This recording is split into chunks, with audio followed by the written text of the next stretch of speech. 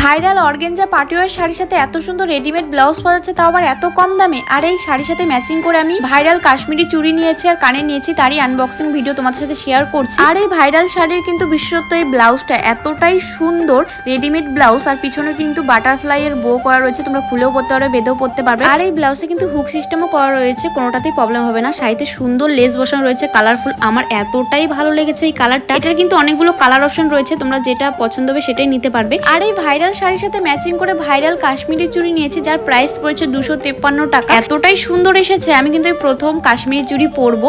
আর final look দেখতে গেলে ভিডিওটি কন্টিনিউ দেখতে হবে। আর জানো তো, ম্যাচিং করে কিন্তু আমি কানেরও নিয়েছি। এটার কিন্তু লিঙ্ক কেউ চেয়েও না, কারণ এটা আমি অফলাইন থেকে নিয়েছি। তোমরা ফাইনাল লুকটা দেখার জন্য এক্সাইটেড তো? আমি তো খুবই এক্সাইটেড, কারণ অনেকদিন অপেক্ষা করেছিলাম এই শাড়িটা পরে কোথাও ঘুরতে যাবো। আর জানো তো, এই শাড়িটা যখন আমি পরেছি আমি নিজেরই প্রেমে পড়ে গেছি, এতটাই মিষ্টি লাগছিল। প্লাস সবাই ভিডিও দেখে বলেছো দিদি লিঙ্ক দাও লিঙ্ক দাও। ফাইনালি এই ভিডিওটা আমি তোমাদের সাথে শেয়ার করলাম। আর দেখো কাশ্মীরি চুড়িগুলো কি মিষ্টি লাগছে না, এটার সাথে পুরো ম্যাচিং হয়ে গেছে শাড়ির সাথে। এই শাড়িটা যখন আমি আনবক্সিং করছিলাম, আমার বর দেখে বলেছিল শাড়িটার কালার খুব মিষ্টি, তোমাকে খুব মানাবে।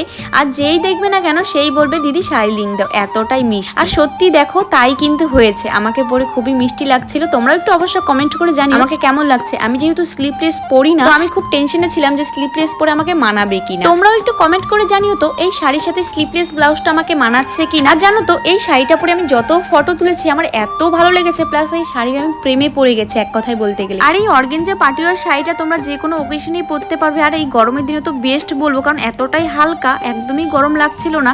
বিয়ে বাড়ি থেকে শুরু করে সব ওকেশনে কিন্তু পরে যেতে পারবে। এই সুন্দর শাড়িটা পরে আমি গাজলডোবাতে ঘুরতে গিয়েছিলাম, সামনে কোনো ওকেশন নেই দেখে আমি লোভ সামলাতে পারছিলাম না। আমার বরের কিছু কাজ ছিল গাজলডোবাতে, তাই ভাবলাম আমিও ঘুরে আসি, আমার বরেরও কাজ হয়ে যাবে। আর জানো তো, আমরা ওখান থেকে কিন্তু আরেকটা সুন্দর জায়গাতে গিয়েছিলাম, সেটা তোমরা মিনি ব্লগে দেখতে পাবে। আর যারা যারা আমার পেজে নতুন আছে প্লিজ পেজটাকে ফলো করে দিও। আর শাড়িটা তোমাদের কেমন লেগেছে অবশ্যই জানিও, লিঙ্ক লাগলে কমেন্ট করো।